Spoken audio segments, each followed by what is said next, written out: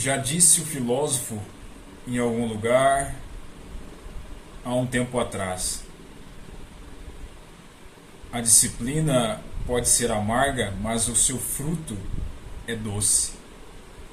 E hoje nós vamos continuar conversando sobre o livro Os Cinco Anéis, do Miyamoto Musashi, o samurai lendário japonês, que tem a incrível façanha, né, o recorde de não ter perdido nenhuma batalha em que ele se propôs a pelejar.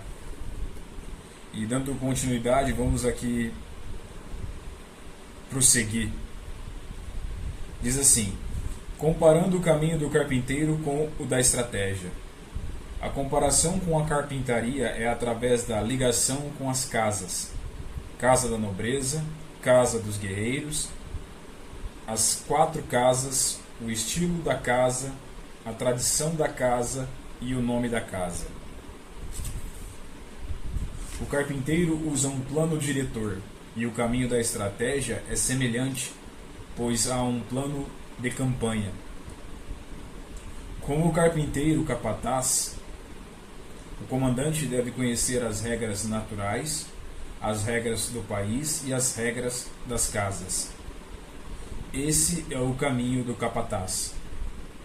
O carpinteiro capataz deve conhecer a teoria arquitetônica de torres e templos e os planos dos palácios, e deve empregar homens para erguer casas. O caminho do carpinteiro capataz é o mesmo que o caminho do comandante de uma casa do guerreiro. Na construção das casas é feita a escolha das madeiras. É comum utilizar madeira que tem melhor aparência em áreas de destaque, como soleiras, vergas, portas e portas de correr. Por outro lado, mesmo que a madeira seja forte, se tiver muitos nós e for retorcida, ela pode ser usada discretamente em outras partes da construção. Já a madeira fraca ou com nós é geralmente destinada para ser usada como andaime e posteriormente para a produção de lenha. O carpinteiro capataz distribui o trabalho de seus homens de acordo com a sua habilidade. Os que têm menor habilidade cuidam de piso, outros são encarregados das portas de correr, soleiras, tetos e assim por diante. Os de menor habilidade ainda esculpem cunhas e fazem trabalhos variados. Se o capataz conhecer bem os homens sob seu comando e designá-los para tarefas compatíveis, se empregar as pessoas adequadamente, o trabalho será satisfatório.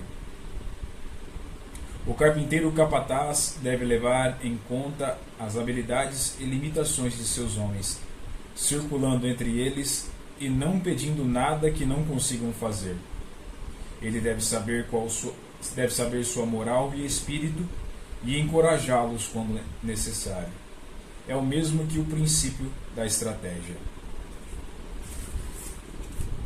Ele apresenta vários conceitos que Miyamoto Musashi, na verdade, ele apresenta vários conceitos que se comunicam com vários outros estilos de filosofia oriental. Para quem já leu um pouco sobre a arte da guerra de Sun Tzu, o conceito de você usar as melhores vigas, né, como ele usou o exemplo aqui do carpinteiro, na construção de uma casa, usar as melhores vigas numa área em que é visível e usar as vigas, as madeiras mais frágeis numa área pouco notada, é o conceito que Sun Tzu fala sobre você parecer forte quando está fraco e fraco quando está forte. É a maneira de você dominar a estratégia. Então, basicamente, ele usa um preceito e Sun Tzu vai lá e inverte esse preceito.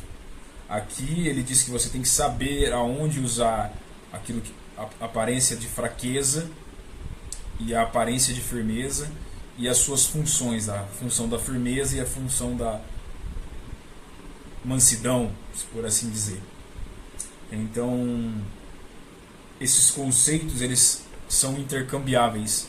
Eu acredito que fica bem claro aqui nesse início. o caminho do carpinteiro seria, né, o carpinteiro capataz.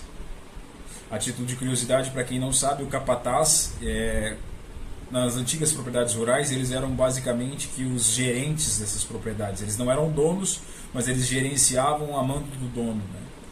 Então eu acredito que nossa mente tem que inspirar o nosso corpo a ser um carpinteiro capataz para trabalhar esses conceitos da melhor maneira que eles possam nos convir. E vamos continuar. Agora ele fala sobre o caminho da estratégia no próximo parágrafo.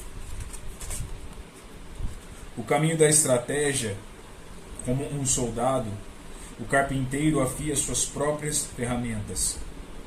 Ele carrega seu equipamento em sua caixa de ferramentas e trabalha debaixo da direção de seu carpinteiro capataz. Faz colunas e vigas com um machado, dá forma às tábuas de chão e prateleiras, corta finos rebaixos e esculturas com precisão, dando um acabamento tão excelente quanto sua habilidade permitir. Esse é o ofício dos carpinteiros.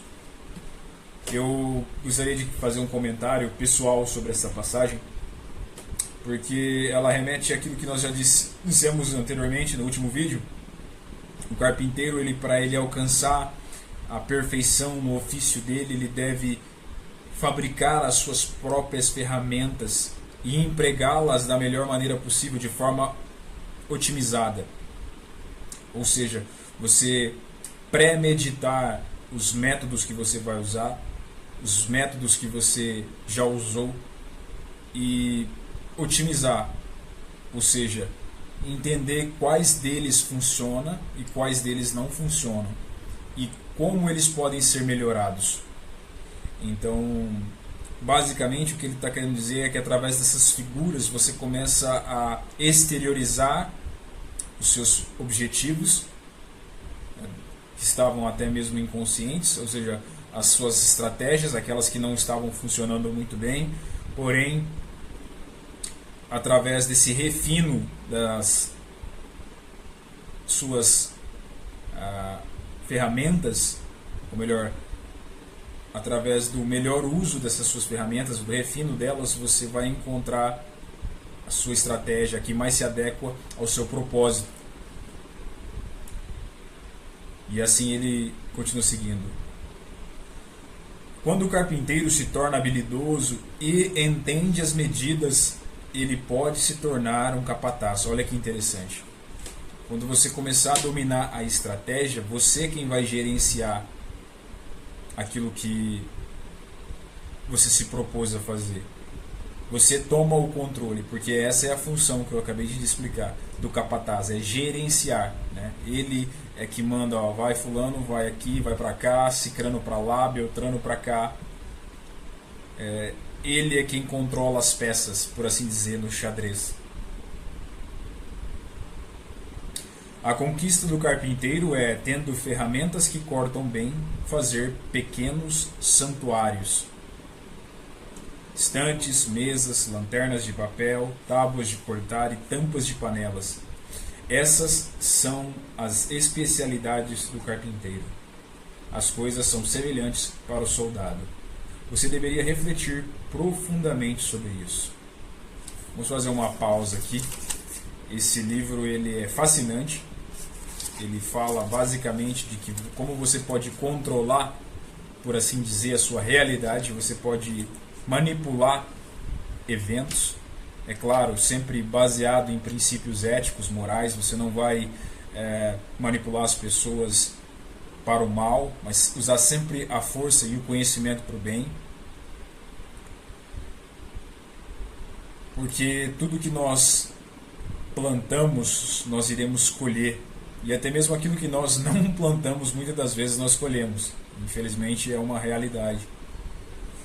Porém, eu acho que hoje a reflexão já foi válida. Se você gostou do conteúdo apresentado hoje aqui, deixe seu like, comente, considere inscrever-se no canal para nós continuarmos falando sobre o livro dos 5 Anéis da estratégia do samurai, o melhor e maior samurai da história do Japão, ou quem dera, eu acho que é talvez da história do mundo, e nós possamos continuar juntos aqui, se assim Deus nos permitir.